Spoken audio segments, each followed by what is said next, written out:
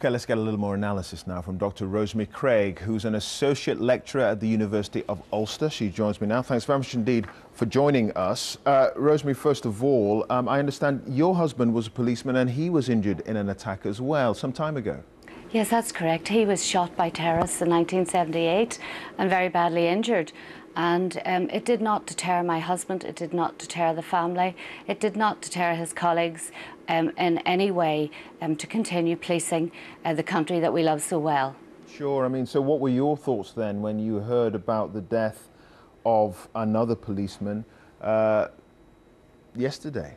Well, first of all, my sympathy to the family. It's a shocking time. It's dreadful what they will have to go through.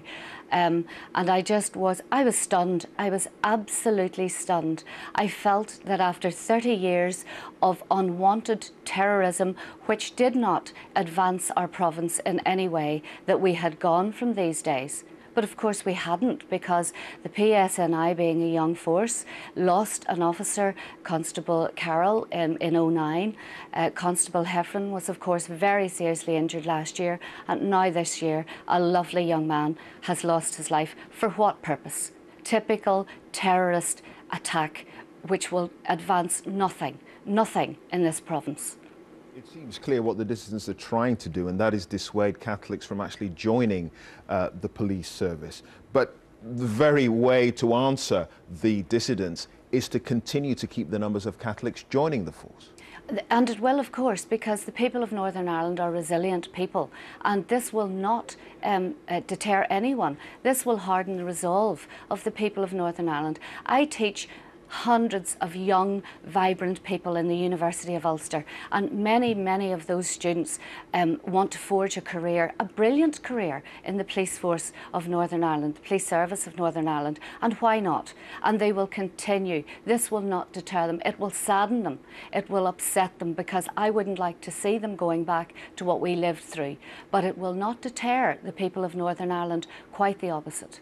Rosemary, what are your thoughts on this happening in Omagh? I mean, a place, of course, notorious in the annals of the Troubles. Absolutely shocking. I think it was really reprehensible to carry out this killing anywhere in Northern Ireland, but particularly in Omagh, that suffered so greatly with the death of all those people and the unborn twins. Absolutely reprehensible to try and drag that community back to what it suffered all those years ago. One of the greatest tragedies, and perhaps the largest tragedy taken on the scale of things in the world. And to do the likes of this, I think, is absolutely shocking, and they should hang their heads in shame, and anyone who knows them should dissociate themselves from the people who did this. And there's clear unanimity, it seems, from the political class in Northern Ireland that in no way should this kind of act derail the peace process.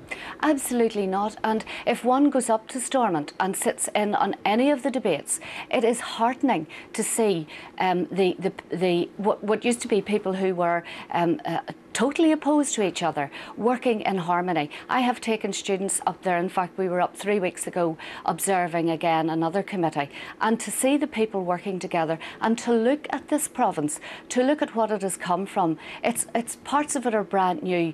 The people are vibrant. There's a vibrancy about here, albeit that there is a recession as everywhere else, but there's a vibrancy. The police force are on the streets. You can see the young people in the PSNI.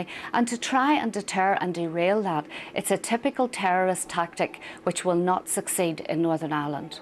All right, we'll leave it there. Dr. Rosemary Craig, it's very good to have your time. Thanks very much indeed for joining us. Thank you.